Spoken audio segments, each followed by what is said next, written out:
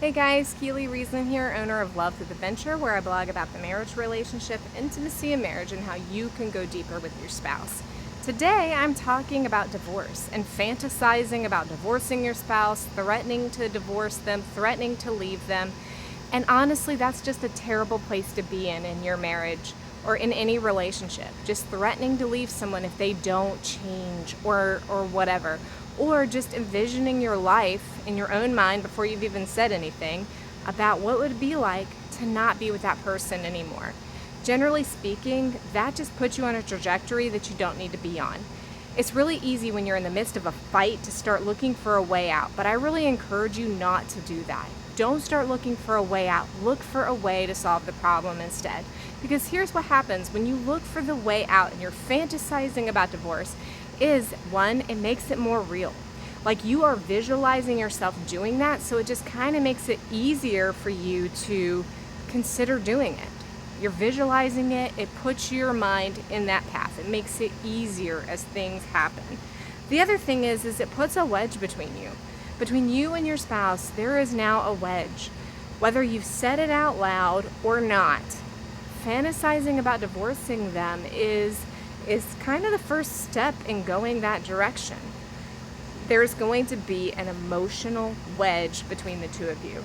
It's going to be a lot more difficult to work through problems or to see what can be done to solve what you're dealing with when you both, or you or both of you, are considering divorce.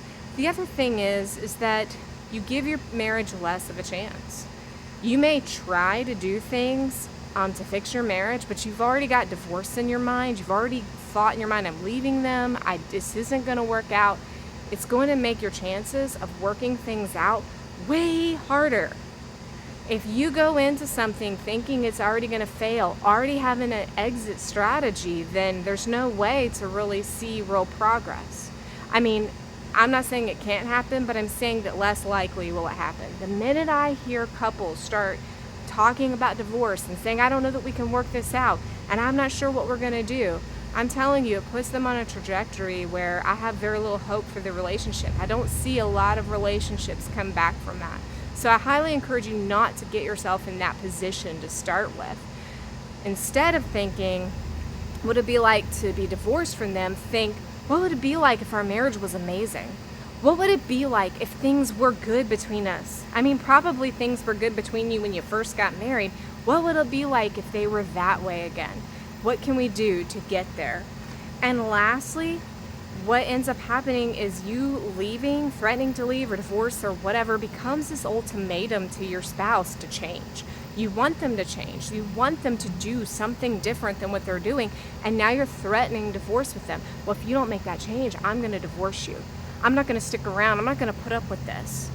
I'm not saying that there aren't cases where there's abuse happening or things that need to absolutely put your foot down and make change in the marriage. But a lot of times I see couples, they're in a position where they're just at odds with each other. And they don't like what the other person's doing, or they both want their own way. And that's a little bit different. If there's real abuse in your marriage, absolutely, that needs to be discussed. Things have to change. Yeah, ultimatums are important in that situation. But if you're just trying to get your way over their way, or it's a battle of wills, then I really recommend that you find a counselor that you can talk to. If you can't afford counseling, look for an online coach. Look for someone that can really help you both work through those issues. Because let me tell you something, you may end up divorcing them or separating from them, and you're going to get into another relationship and find that there are similar problems, if not the same exact problems. Honestly, guys, you cannot control who you're attracted to.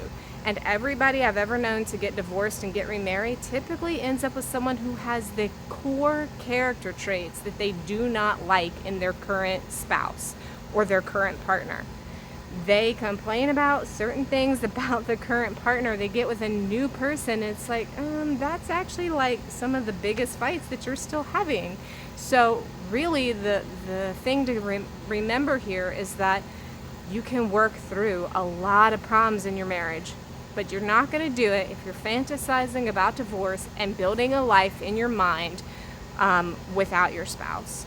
Guys, that's my tips for you today. Please be sure to sign up for my newsletter, lovehippadventure.com/newsletter, and look in the comments, in the video description, and I will actually post a link to this blog post so that you can go read it if you'd rather read than watch the video.